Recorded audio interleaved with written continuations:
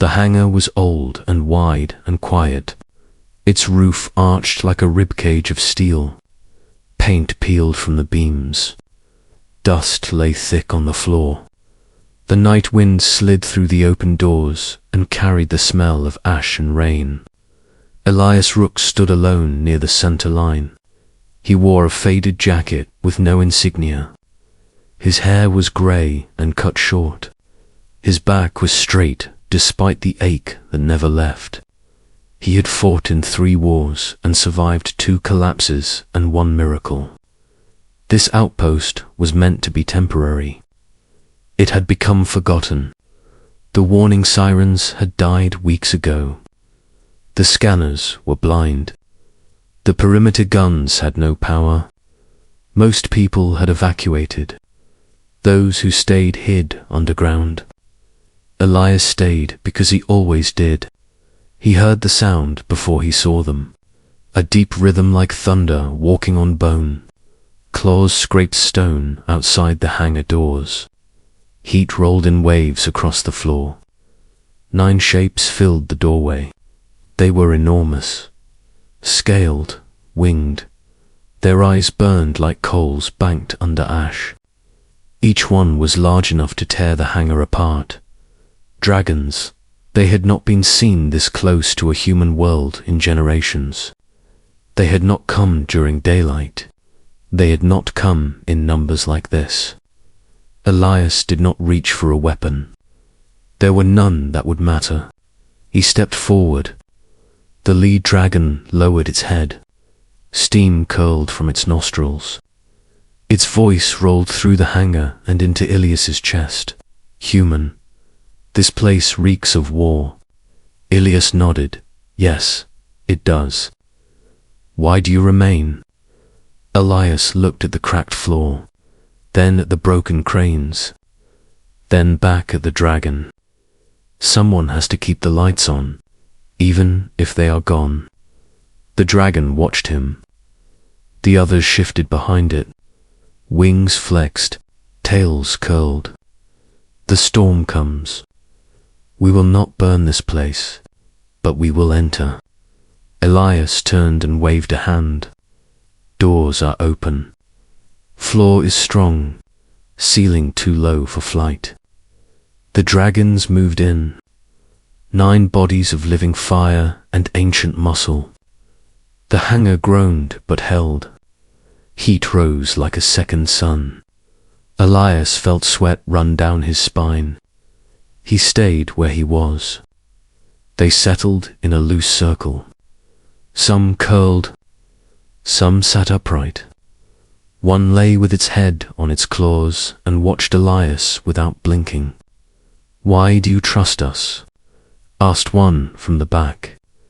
Elias shrugged. I have seen worse come asking for less.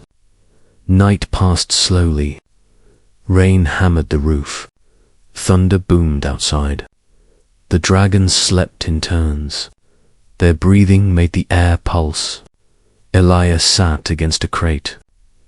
He did not sleep. He never did any more. At first light, the rain stopped. A pale dawn crept through the high windows. The dragons stirred. One rose, then another. They formed 2 lines. Not toward the exit. They turned inward. The temperature dropped. Not from cold, from control. A presence filled the hangar. Heavy, ancient. Focused, the floor trembled. Something moved at the far door. Elias stood. She entered slowly. Her scales were not red or black or gold. They were white, like bone polished by time. Cracks ran through them like rivers.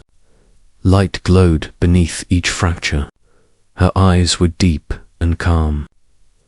Older than fear. The matriarch. Every dragon bowed. Heads low. Wings folded tight. Elias felt his knees weaken. He did not bow.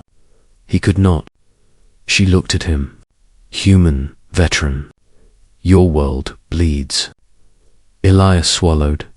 Yes, you let my children enter your war scar.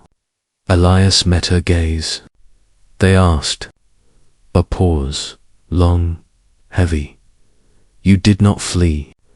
I am tired of running. The matriarch stepped closer. Each step made the floor sing. Her head lowered until one vast eye filled Ilias's vision. You smell of endings, and of stubborn hope. He smiled faintly. That tracks. She lifted her head and addressed the others. He remembers the old accords. The dragons stirred. Low murmurs of surprise. Elias blinked, barely, from training manuals, from stories. You stood when the sky burned, said the matriarch. You carried wounded that were not your kind. You closed the gate with your hands. Elias felt something tighten in his chest, a long-buried thing. I was not alone, but you stayed. Silence filled the hangar. We did not come for shelter. The matriarch continued. We came to answer a debt. She turned back to Elias. Your species is fractured. Your defenses are broken. Your enemies circle. Elias nodded again. We noticed. You do not ask for aid. No, we ask people to leave. We do not ask gods to save us. A ripple of something like amusement passed through the dragons. Good, the matriarch raised her wings. Light poured from the cracks in her scales. The hangar filled with a low hum. Then hear this. Her voice carried beyond the walls, beyond the base, across the valley, by ancient lore and living memory, by fire sworn and fire withheld. We claim this sky. The dragons roared, not in rage, in declaration. Elias felt the sound in his bones. Your enemies will see us. They will remember fear. She lowered her wings. But understand this. We do not fight for banners. We fight for balance. Elias straightened. Then we will not waste it. The matriarch studied him. You are nearly done. He smiled without humor. Aren't we all? She leaned closer. You will live long enough to see this turn. That sounds like a threat. A promise. Outside the hangar, the sky darkened again. Not with storm, with wings. 9 dragons rose. Then the matriarch. The air shook as they took flight. Elias stepped outside. Heat washed over him. Light cut through clouds. On distant ridges, enemy ships froze in place. Weapons powered down. Crews stared upward. Some fled. Some prayed. Some fired and vanished in white fire. The dragons did not chase far. They did not need to. By noon, the siege was broken. By dusk, the signals went silent. Elias returned to the hangar. The floor was scorched. The air still warm. The matriarch stood alone inside. It is done, for now. Elias leaned on a crate. For now is good. She regarded him one last time. When your people speak of this, they will say a human let 9 dragons into a hangar. He chuckled softly. Sounds about right. They will not know why. Elias looked at the open doors, at the sky now clear, at the long road ahead. That is fine. The matriarch nodded. Then she turned and stepped into the light. Her wings lifted. She was gone. The hangar fell quiet again. Elias sat down. For the first time in years he slept, and the world kept turning.